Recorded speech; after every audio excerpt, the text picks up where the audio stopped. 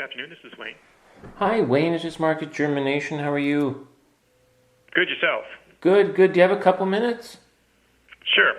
Wayne Gale, president of Stoke Seeds in Thorold, Ontario, has had a bit of a trying week. Stoke Seeds has had to shut down its website until April 3rd due to the recent unprecedented surge in orders from home gardeners and the many shutdowns that have affected its operations. It's decided to cease accepting all web orders until April 3rd to ensure the food security of the coming season. Stoke Seeds is focusing its limited resources on commercial vegetable grower orders and home garden orders already in its systems. Stokes is asking people not to call its customer service with questions or orders unless they are a commercial vegetable grower. Of course, Wayne isn't the only person facing such challenges right now. Welcome to this week's podcast. I will talk with Wayne Gale. I'll also talk with Valerio Hoyos Villegas of McGill University. We'll also touch base with Brent Collins at BASF to talk about the season ahead, challenges being faced, but also some potential opportunities that might arise as a result of everything happening right now with COVID-19. I am your host, Germination editor Mark Zinkowitz.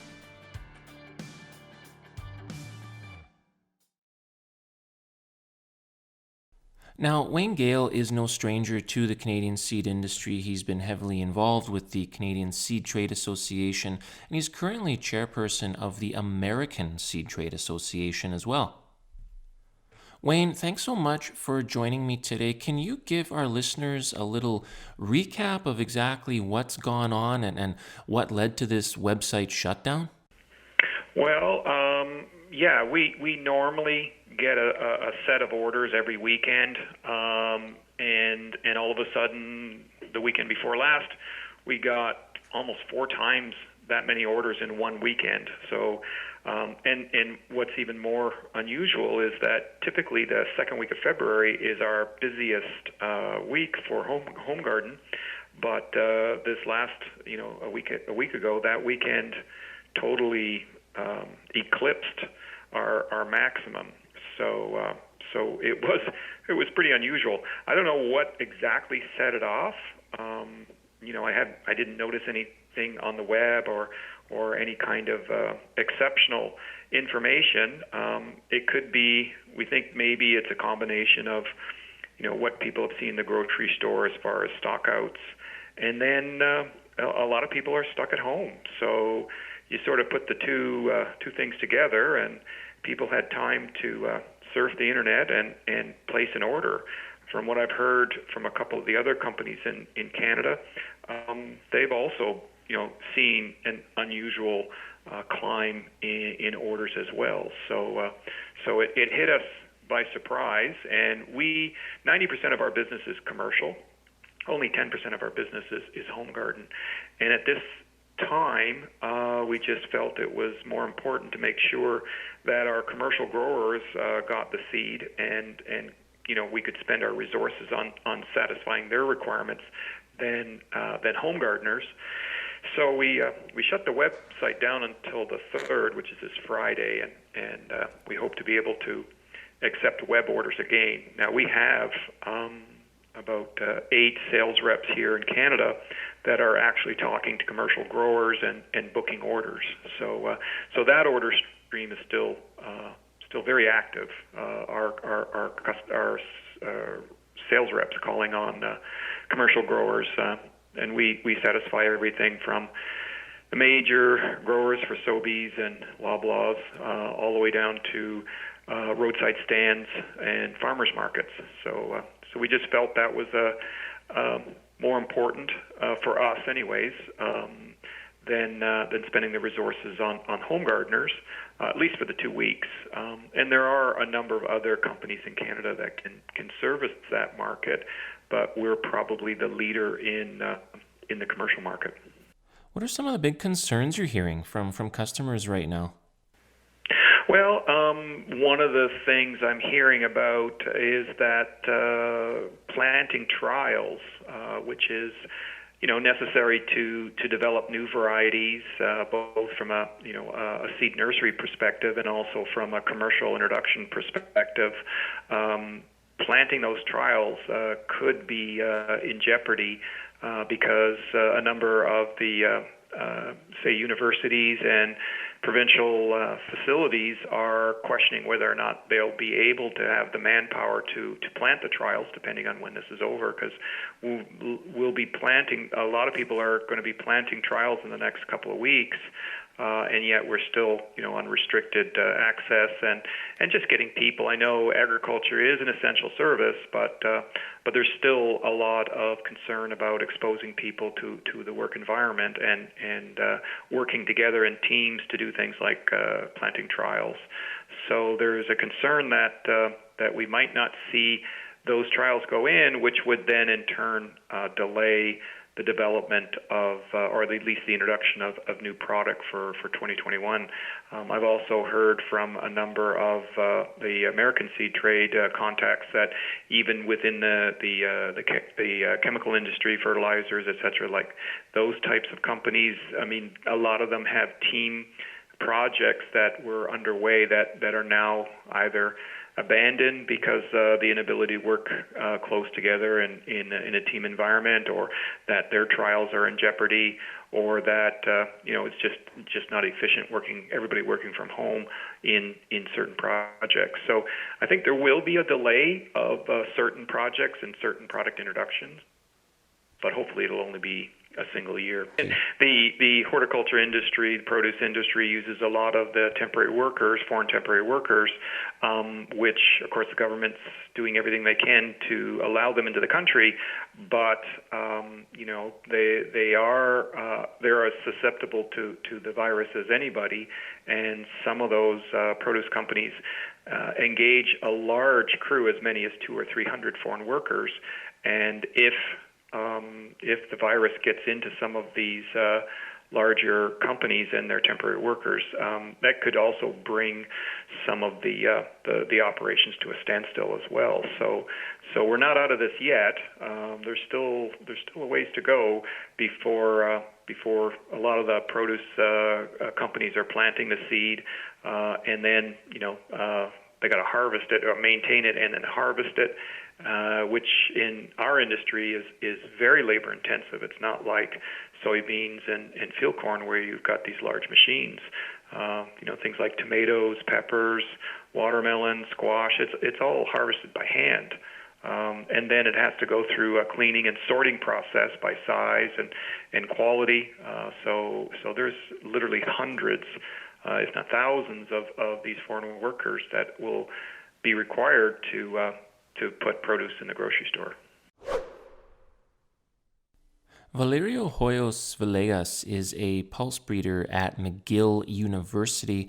The COVID-19 pandemic is having some serious consequences on his breeding program. Valerio, thanks so much for joining me today. How is everything going there for you guys? What impacts is this having? So people are really, exercising the measures being taken, especially since Quebec has become pretty much the epicenter of the situation in Canada in terms of the number of cases. So yeah, we have to be quite careful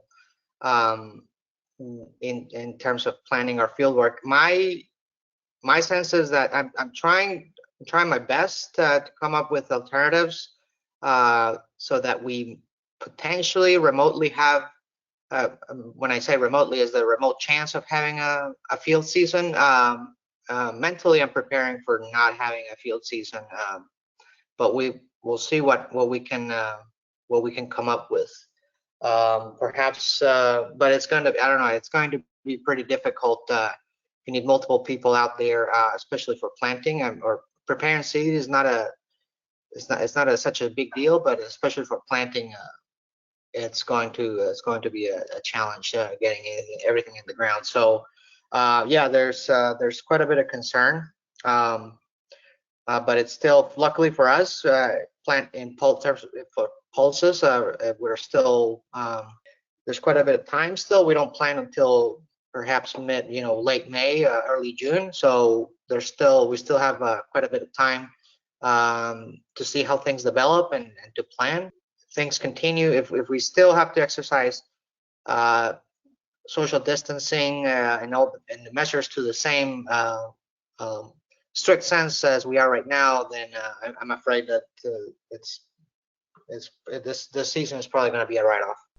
Wow, that's tough to deal with. But I was researching an article this week regarding the increased demand for pulses. It seems a lot of the grocery stores are seeing more and more pulses being purchased as a result of the pandemic. Do you see any potential silver linings as a result of all this, that maybe once the pandemic is over and life returns to normal, there could be a renewed interest in pulses and beans, for example? Well, certainly it's interesting. Yeah, and I was reading an article on this. There's been a few outlets reporting on the increased demand for dry beans.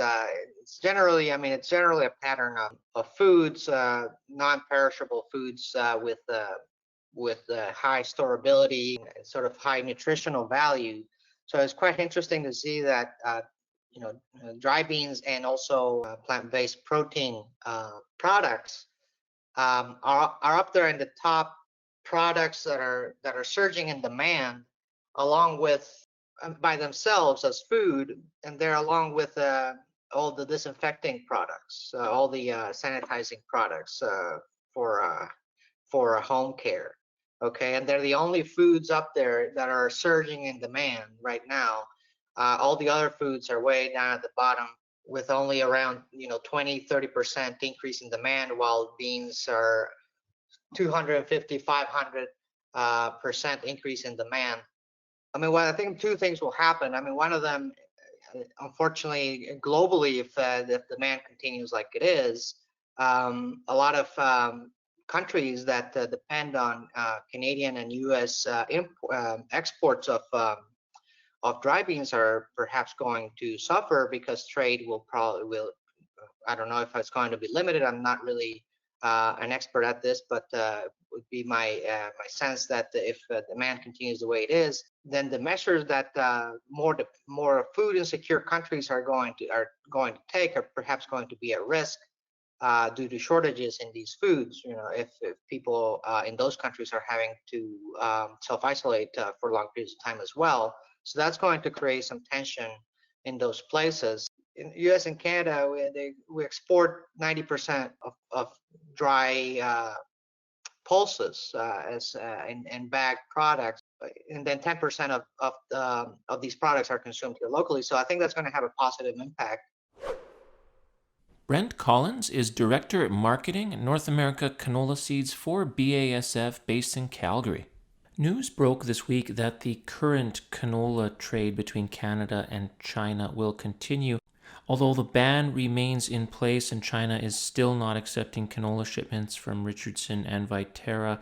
Collins says BASF is gearing up for the season ahead. We're bagging seed by the minute in our Lethbridge facility for Western Canada. We have about 60% of the market mark for canola seed in Canada. So growers are really, really counting on InVigor being available. So even little sound bites like this, if prices, have moved in a positive direction, and 10% of the acres are swing acres amongst crops. So even little announcements like this can drive seeding intentions. And so somebody like BASF, we have to be ready with seed should that happen. We refer to something called, we call it market hesitancy. And we believe that growers, if we look at bookings in January, they were a little bit slower than they were a year ago. But a year ago, we thought there was going to be 23 million acres of canola. And then on March 1st last year, then we thought there was going to be only 18 million acres of canola. This year, we think there's going to be somewhere around 21 million acres of canola. So I think the little bit of a delay we saw in January has picked up, but it's really pushed.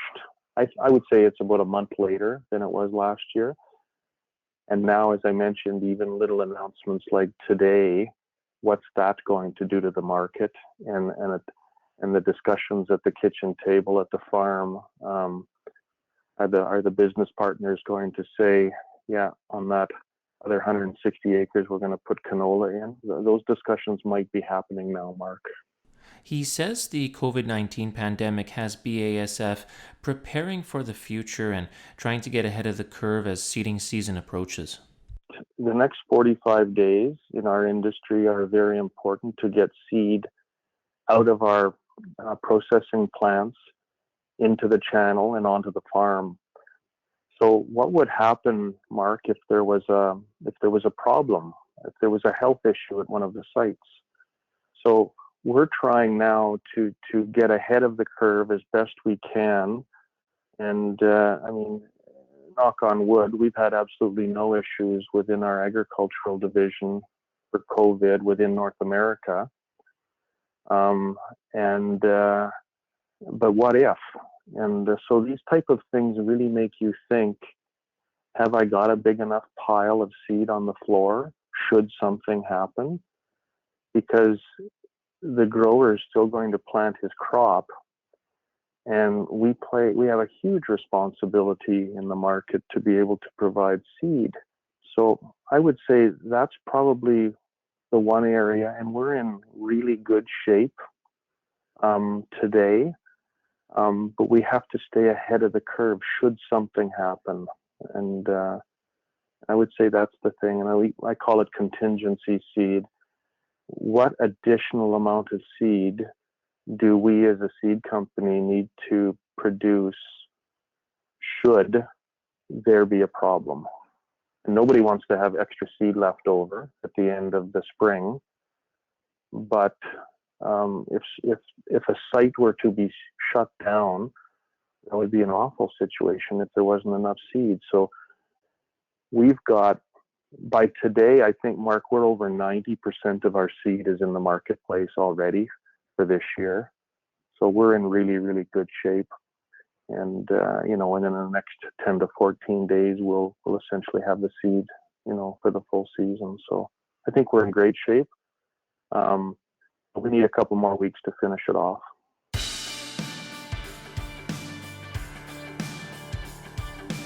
Thank you so much for joining me. For more great podcasts, visit germination.ca.